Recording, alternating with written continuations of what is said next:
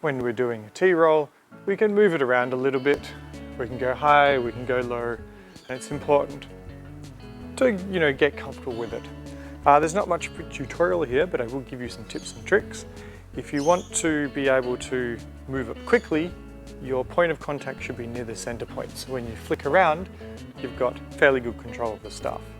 If I'm doing it close up high, this gives you some stability, as the weight of the staff will straighten it nicely, but as soon as you turn, it'll swing out and start doing this type of thing.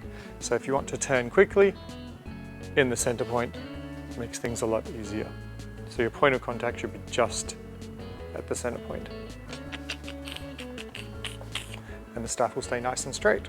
If you're doing it at the bottom, you need to keep underneath the center point. So if you want to turn, you need to let the staff drop a little bit and catch to try and keep it upright. A little bit of a balancing act, so you should really try and hold the staff.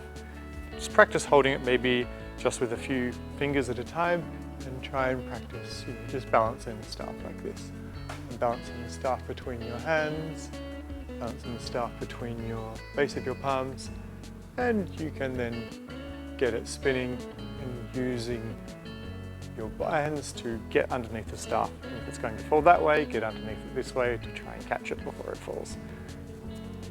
But yeah, spin around in circles. If you're going to do it, spin around in circles with your hands above the center point, you're going to have to compensate at the end by catching the staff.